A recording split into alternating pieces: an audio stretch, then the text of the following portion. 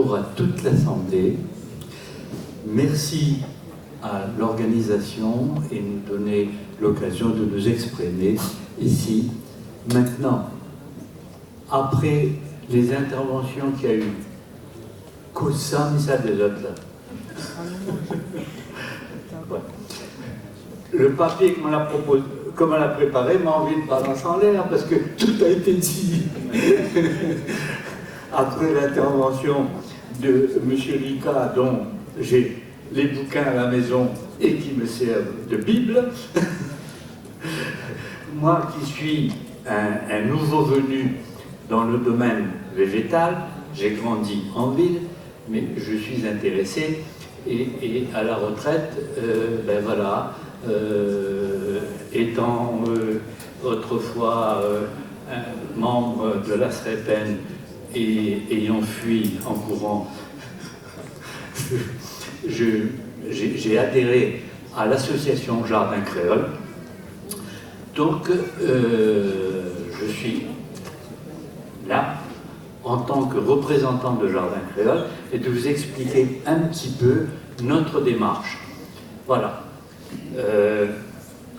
Le Jardin Créole, j'ai dit que c'était un fouillis végétal, mais organisé, s'il vous plaît. Merci. La réalisation d'un jardin créole a évolué depuis le peuplement de l'île et, je l'espère bien, éternellement.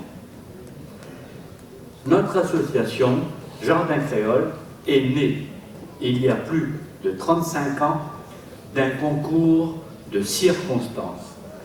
L'urbanisation galopante et excessive a provoqué une prise de conscience d'un groupe de passionnés. L'objectif de notre association est résumé dans l'article 2 de ses statuts.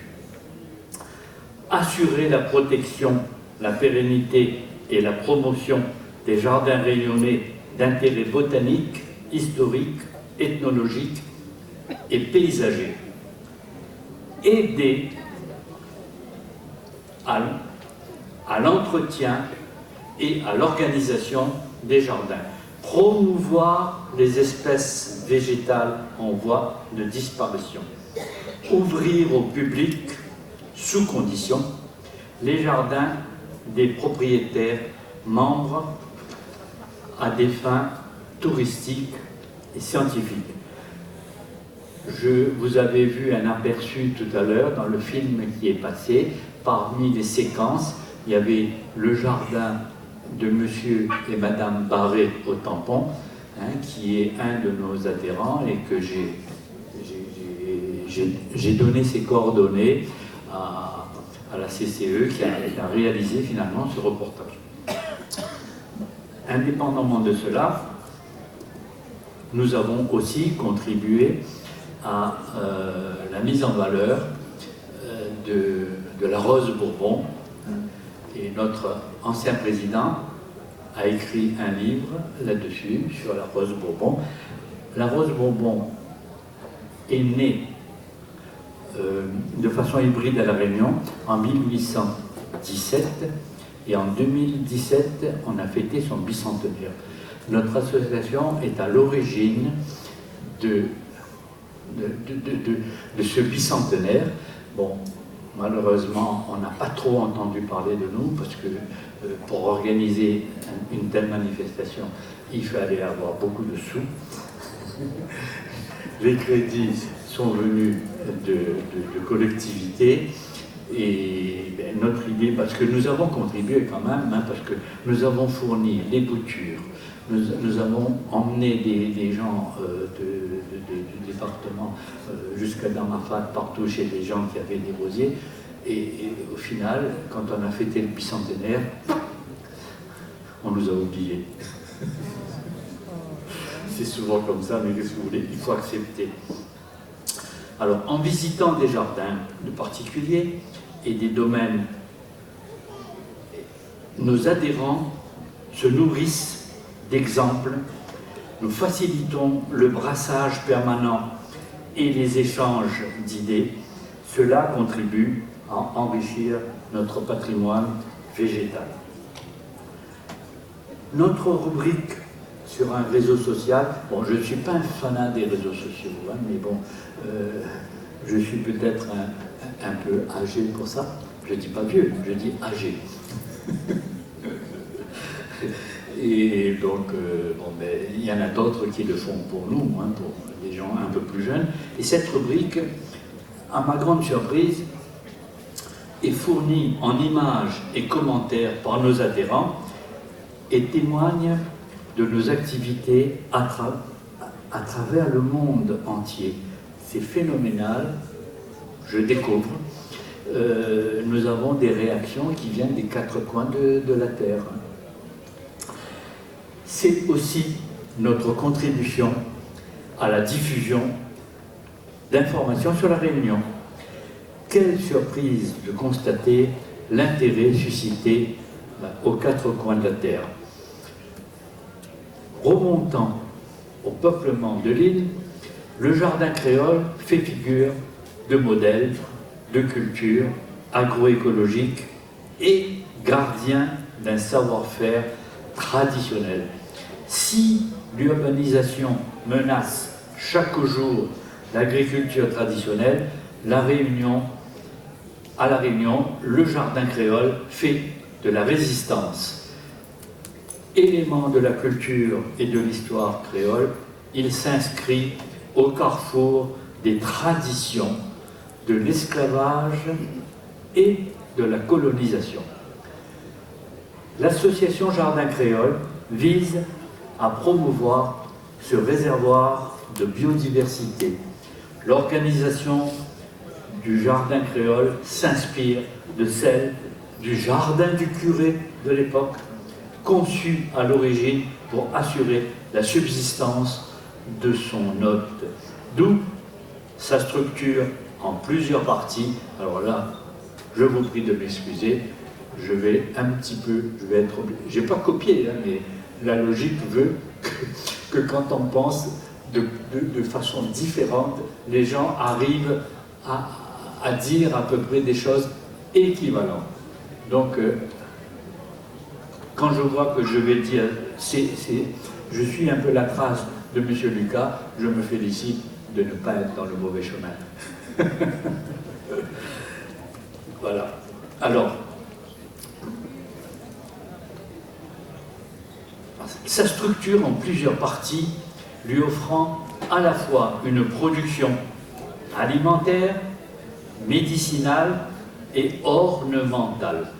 Le jardin créole s'inscrit dans cette logique et dans le même but d'autonomie alimentaire, mais se teinte d'une couleur bien spécifique. Il s'est enrichi des plantes importées par toutes les ethnies réunies à La Réunion. Le jardin créole, un fouillis végétal, mais comme je disais tout à l'heure, organisé. Traditionnellement, si le jardin créole se cultive sur de petits terrains, il abrite cependant une vaste et belle combinaison de plantes diverses, d'où son surnom de fouillis végétal. Et c'est là toute la beauté de ce jardin, c'est dans l'abondance qu'il trouve son harmonie. En effet, la plantation des différentes espèces répond à une certaine cohésion afin de permettre aux plantes qu'il accueille de s'entraider. L'organisation est donc pensée de façon à ce que chaque strate de végétation fasse office de niche écologique avec l'association de plantes qui peuvent fournir par exemple de l'azote aux autres et ainsi nourrir la terre, celles qui peuvent lutter contre l'érosion. Le jardin créole est vu comme une culture écolo car c'est un jardin où on ne va pas chercher à traiter mais plutôt à récupérer. Si une plante meurt de maladie, elle va être remplacée par une autre. À côté, une conception de culture et de jardinage naturel qui permet en outre de lutter contre les parasites, car plus on diversifie les plantations, plus on diversifie également la faune auxiliaire. La monoculture favorise les parasites. Cette végétation opulente, on ne la retrouve pas seulement dans le jardin, mais aussi dans la maison, notamment sous la varangue, qui est souvent ornée de jolies plantes comme des capillaires, des fougères, des orchidées ou toutes sortes de potées fleuries. Un agencement fonctionnel et bien spécifique, qu'il s'agisse d'une case modeste ou d'un grand domaine. La disposition est la même.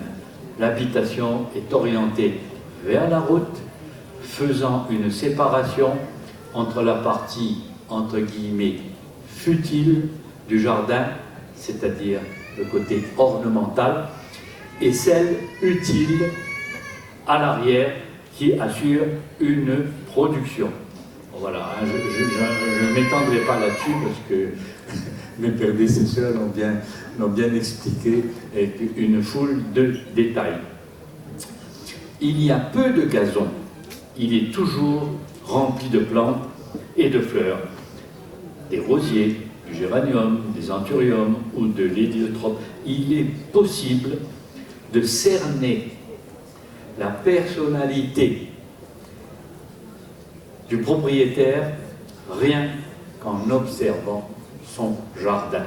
C'est pour ça que tout à l'heure, il y a un de mes prédécesseurs qui a dit il n'y a pas de jardin pareil. On arrive vraiment dans les limites de l'exercice, là, monsieur. Symbolisant la protection de la maison, le jardin est travaillé selon le respect de certaines croyances, selon les pouvoirs protecteurs des plantes.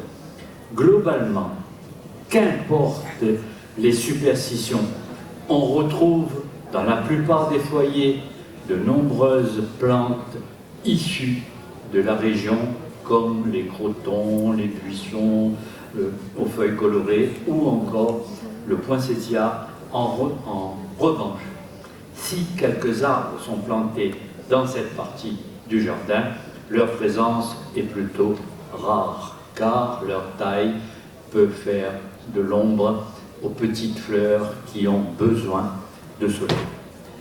Voilà donc pourquoi les gros arbres sont généralement placés sur les côtés et sont spécifiquement choisis pour leur capacité à fournir une ombre agréable aux plantes qui en ont besoin, d'humidité et d'abri.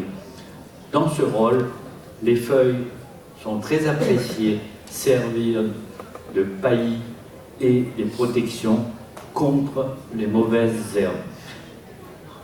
Passons à l'arrière du jardin, l'espace où sont concentrées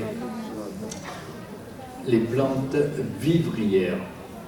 Alors, ce qui, hélas, tend à disparaître, c'est la partie tellement bien décrite par M. Lucas, c'est-à-dire la partie basse-cour, animaux et tout ça.